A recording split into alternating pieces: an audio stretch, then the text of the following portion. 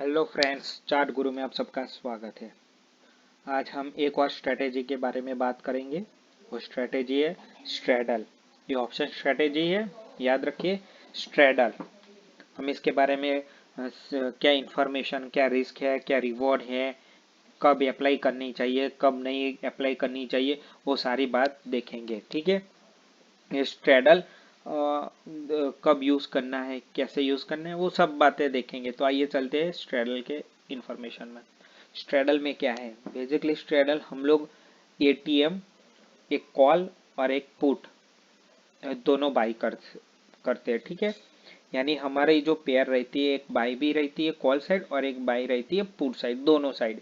ठीक है। कब यूज करना है हमेशा याद रखिए, जब हाई वॉलेटिलिटी हो तभी हम लोग ये स्ट्रैडल यूज कर सकते हैं। ठीक है। हमेशा याद रखिए एटीएम स्ट्राइक होनी चाहिए, ना कि आउट ऑफ द मनी होनी चाहिए। ठीक है। सेम लॉट साइज होनी चाहिए। मतलब कि आपने कॉल एक लॉट बाई किया है तो पुट भी एक लॉट ही बाई करेंगे। अगर कॉल आपने 5 लॉट बाई किए तो पुट भी आपने 5 लॉट ही बाई करनी है। ठीक है। अभी हमें कब यूज करनी चाहिए?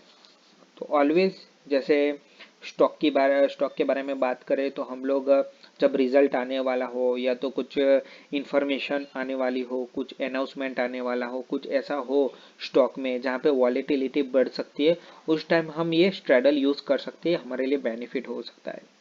और अगर इंडेक्स की बात करें तो जैसे कि 1 फरवरी को हमारा बजट दिन है, तब वॉलेटिलिटी ज़्यादा रह सकती है, या आरबीआई की मीटिंग है, वहाँ पे है कुछ अनाउंसमेंट है, कुछ भी है, वहाँ पे हम लोग यूज़ कर सकते हैं स्ट्रैडल। ये बहुत ही बेनिफिट रहती है। अब हम आगे देखेंगे कि रिस्क और रिवॉर्ड इसमें किस तरह से होता है। तो इसमें रिस्क फिक्स होता है। फिक्स मतलब कि मान लीजिए कि मैंने 200 रुपये का कॉल बाई किया है और 200 रुपये का पुट बाई किया है। तो 200 का 200 और वो 200 यानी मिला के 400 पॉइंट हुए। तो मेरा मैक्सिमम रिस्क ये 400 पॉइंट में से सारे के सारे तो वैसे जाने नहीं वाले। हाँ, वहीं पे मार्केट रहा तो मेरा पूरा का पूरा जा सकता है, या पूरा का मतलब कि 200-250 पॉइंट तक आपको लॉस हो सकता है इसमें।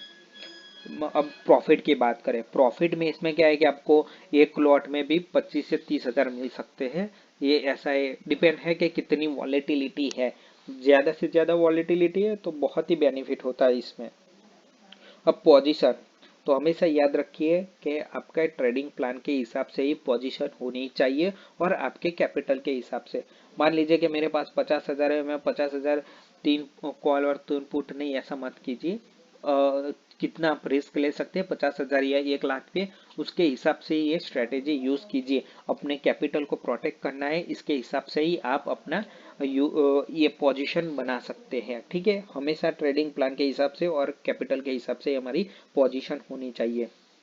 अब हमें एग्जिट कब करना है? हम लोगों ने सोच लिया कि भाई ये न्यूज़ आने वाली है, वॉलेटिलिटी है।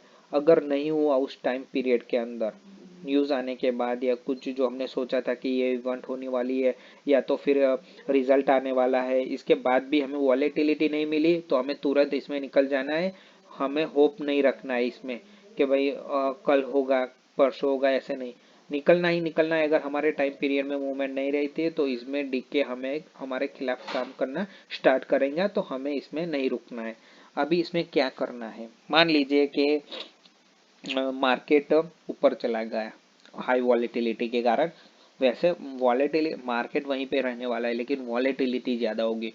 जो आपने कॉल साइड मान लीजिए कि 200 रुपये का प्रीमियम आपने बाई किया है, अगर वही प्रीमियम 200 वाला मान लीजिए 400, 450, 500 तक पहुंच गया, ठीक है, तो आप उसको बेच सकते हैं कॉल के साइड। जहां पुट आपका मान लीजिए कि 200 वाला हो गया 80-90 रुपये, क्योंकि एक्सपायरी तक तो उसमें प्रीमियम रहने वाला है। तो मान लीजिए 80 रुपया है, तो खोने के लिए आपके पास 80 रुपया है। ठीक है। आपने ऑलरेडी 250 पॉइंट ले लिए वहीं से। ठीक है। तो 250 पॉइंट ले लिया है तो आपके पास 80 पॉइंट, तो या तो आप 20-25-30 रुपये का स्टॉप लॉस लगा के रुक सकते हैं कि भाई यहाँ से कुछ बाउंस वापस रिट्रेस हो मार्केट नीचे की तरफ। तो जहाँ पे आपका 50-60 रुपये का प्रीमियम है, अगर वो वापस से 120 रुपया हो गया, तो आप जो पहले पुट साइड आप 120 130 पॉइंट लूज कर रहे थे, अभी वो 60 या 50 60 70 पॉइंट ही आप लूज करने वाले हैं। ठीक है, तो हमेशा याद रखिए जब वॉलेटिलिटी एक साइड बढ़ जाती है, अगर 200 250 पॉइंट एक साइड मिल जाते हैं उसको बुक कीजिए, जहाँ फिर एक रिट्रेसमेंट का वेट कीजिए। इसमें फिर आपको कॉल बाई नहीं करना है, बस वो पोजीशन है उसमें स्टॉप लॉस लगा के बैठ जाइए। अगर रिट्रेस हुआ आपके फेवर में, अगर वापस से अच्छा खासा रिट्रेस हुआ तो आपको अच्छा खासा इसमें प्रॉफिट हो सकता है, क्योंकि आपने कॉल को प्रॉफिट बुक कर लिया है। पुट आप रिट्रेस वापस से पुल बैक हो तो आप वहीं पे बेनिफिट आपको लेना है, कि जैसे मार्केट रिट्रेस हो आपका जो 50-60 रुपये वाला प्रीमियम 250-60 हो गया था, अभी 120-130 आ गया, तो या तो फिर आप स्टॉप लॉस आगे कर दीजिए या तो अपनी पोजीशन स्क्वायर ऑफ कीजिए, क्योंकि पुट में आपको 120 से 130 पॉइंट का जो नुकसान हो रहा था वो अभी घट के 50-60 रुपये रह गया है। तो ये बात आपको ध्यान रखनी है। सेम ऑपोजिशन साइड क्या करना है कि अगर मान लीजिए कि मार्केट गिर रहा है और सडनली प्रीमियम बढ़ गए, 200 वाला प्रीमियम 500 550 600 तक चला गया, तो उसको बेच दीजिए और कॉल में जो प्रीमियम 50-60 रुपये बचा है उसमें वेट कीजिए, थोड़ा भी रिट्रेस हो तो उसमें आप निकल सकते हैं। तो ये एक अच्छी स्ट्रेटेजी है हाई वॉलेटिलिटी। हमेशा ध्यान रखिए कि डायरेक्शनल ये स्ट्रेडल डायरेक्शनल स्ट्रेटेजी नहीं है, हमेशा याद रखिए स्ट्रेडल डायरेक्शनल स्ट्रेटेजी नहीं है, ये हाई वॉलेटिलिटी स्ट्रेटेजी है। आपको कब यूज करना है? जब कोई इंडेक्स न्यूज आने वाली है, स्टॉक में रिजल्ट आने वाला है, या तो कुछ ना कुछ होने वाला है, वॉलेटिलिटी बढ़ने वाली है, तभी आपको यूज करना है, क्योंकि आपका इसमें व्यू कोई मायने नहीं रखता, क्योंकि हाँ वॉलेटिलिटी हमें चाहिए। तो हमेशा याद रखिए जब अगर इंडेक्स के बारे में बात करें तो जैसे बजट का दिन है या तो आरबीआई की कोई पॉलिसी है, तो उस दिन भी आप यूज कर सकते हो और बेनिफिट ले सकते हैं। और दूसरे, जब आपने एक टाइम फ्रेम के लिए कि भाई मैं आज के दिन स्ट्रेडल प्ले करूंगा, कि ये न्यूज आने वाली है, तो फिर अगर आज के दिन कोई मूवमेंट नहीं हुआ तो प्लीज आप निकल जाइए, होप में मत बैठिए, क्योंकि ये इसमें प्रीमियम डीके होगा, क्योंकि हमें हाई वॉलेटिलिटी चाहिए। जब स्टॉक के बारे में बात करें तो स्टॉक में हमेशा याद रखिए कि लिक्विडिटी स्टॉक होने चाहिए। फिर ऐसा नहीं होना चाहिए कि लिक्विड ऑप्शन नहीं होता, तो उसमें क्या है कि जहाँ जिस प्राइस पे आपको निकलना है आप वहीं पे नहीं निकल पाएंगे।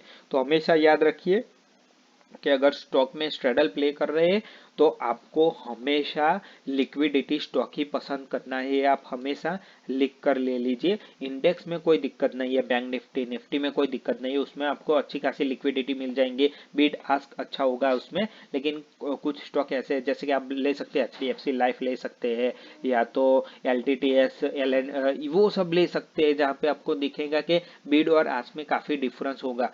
वैसे आप टीसीएस देख लो, इन्फोसिस देख लो, एचडीएफसी बैंक देख लो, एसबीआई देख लो, तो उसमें लिक्विडिटी अच्छी खासी रहती है। तो हमेशा जब यूज करना है तो हमेशा याद रखें कि लिक्विडिटी स्टॉक ही होना चाहिए और उसकी स्ट्राइक प्राइस भी लिक्विडिटी होनी चाहिए, ताकि हम आसानी से निकल सकते हैं लेने के बाद। ठीक है, अब पे ऑफ ग्राफ चलते हैं। तो पे ऑफ ग्राफ हमारा कुछ ऐसा होगा, दो पैर जैसा लग रहा है बीच वाला, तो ये हमारा पे ऑफ ग्राफ है। अब मैंने यहाँ पे एक एग्जांपल लिया है कि कैसे, तो मान लीजिए मुझे लगता है कि टीसीएस में कुछ न्यूज़ व्यूज़ आने वाली है, तो मैंने 3360 का कॉल और पुट दोनों बाई किया। मुझे 23 और 12 रुपये में कॉल मुझे 23 रुपीज़ में पड़ा और पुट 12 रुपये में मुझे मिला। ठीक है, तो मेरा मैक्सिमम लॉस कितना है इसमें? 6,000 रुपये। ठीक है, और 6,000 मेरा मैक्सिमम है। मेरा प्रीमियम कितना का?